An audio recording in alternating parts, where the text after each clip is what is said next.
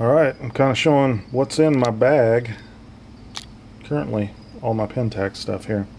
I've got a lot of lenses. I heard somebody say that the Pentax doesn't have too many lenses for their cameras. They have a ton, so don't listen to them, whoever's saying that. Alright, so we got all these lenses here, and I'm going to go through them, and they're actually in two bags, so I really need to consolidate. But some of these I bought just to try out and compare to other lenses I have, and I'll be getting rid of maybe a couple here or there. Anyway, let's get started. The Pentax KS2. Pretty soon I'll be getting the Pentax K-70 that's coming out, and I'll kind of do a comparison of these because on paper they look very similar. So anyway, stay tuned for that. Go ahead and subscribe anyway. This is the very popular lens, the 18 to 135 millimeter was it 3.5? f3.5 to 5.6. It's a weather resistant lens. This one has gotten very solid reviews from everything I've read over the past few years of using Canon. I just now got it. The reason being is because I don't use zooms all that much, and when I use a zoom, I like it to have a consistent aperture throughout the focal range. That's just me. And this one didn't have that. At 18 millimeters, it's f3.5, and at 135, it is at 5.6. So, yeah, I haven't used it too much, so I'll be trying that out, and I need to really consolidate some of these zooms that I'm going through here in a second. But Pentax K50, or Pentax K50. Pentax 50 millimeter f1.8, very good lens that you can find this cheap, under $100 used. It's around $150 new if you want to get new. B&H, I strongly recommend them. They have great customer service, fast shipping, and very low prices compared to other places on the web. I've got a review of this, kind of comparing it to old film lens on there. So go to my channel and check out some of my older videos. I have some image samples, kind of not side by side, but one after another, comparing this to like a $20 old Pentax film lens that is manual focus. Pretty neat stuff to compare those. Lots of fun. Back here I've got the macro lens. It's the 100 millimeter f2.8. It's weather resistant, and it's very light compared to the competitors' macro lenses, Canon and whatnot. Very sharp lens. All macro lenses are sharp. I got a review on that. You can check it out. This one I got an old review. It's like 3 years old or so. It's the Pentax. It's like the 10 to 17 millimeter. At 10 millimeters, it's a fisheye, so it's pretty cool. It's a crop censored lens. When I say it's a crop censored lens, it will still work on your full frame, but you'll use it in crop sensor mode if you leave it in auto. But you could switch it over to full frame and like force it in full frame on your Pentax K-1. And I did that the other night. I was like, oh, I could probably make some pretty cool stuff putting it at 10 millimeters. So I put it on the full frame to see what it looked like. Excuse me. And it looked very cool. I'll probably do a short video just on it, because you get that fisheye in the middle, and then it's like totally black around, and it kind of makes some cool kind of creative type stuff with this lens. That's a all-round fun lens to use, and at 17 it's not like a fisheye. It's more like just an ultra-wide angle lens, but it's great on crop censored cameras, and you can get kind of creative with it, like I said, on the full frame camera. Okay, and now I'm going to go through the DA Star lenses that I've gotten. I hadn't done reviews on any of these, but I've had them for a while. I've been using them. I wanted to do a really good analysis of them over a time using them.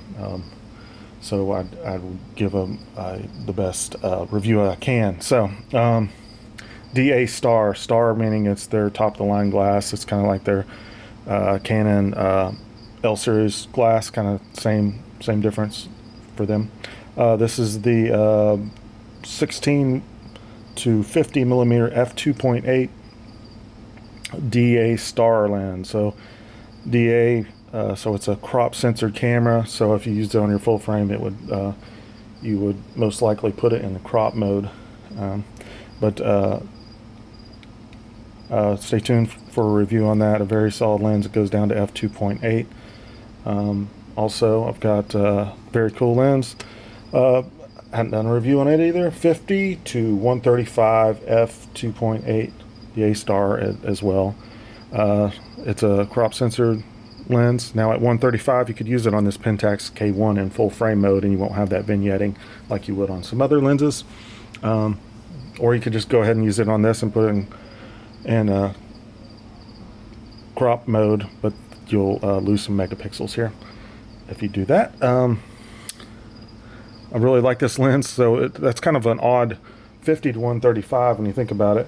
But then if you put in the crop factor, the 1.5, so you multiply that by 1.5, it's kind of like a 70 to 200, which is a very popular focal range. The 70 to 200 f2.8 is very famous by wedding photographers using that a lot. And this lenses, that star is, yes, it's kind of like the Canon Red Ring L series lens, so it's their top of the line glass. Really nice glass.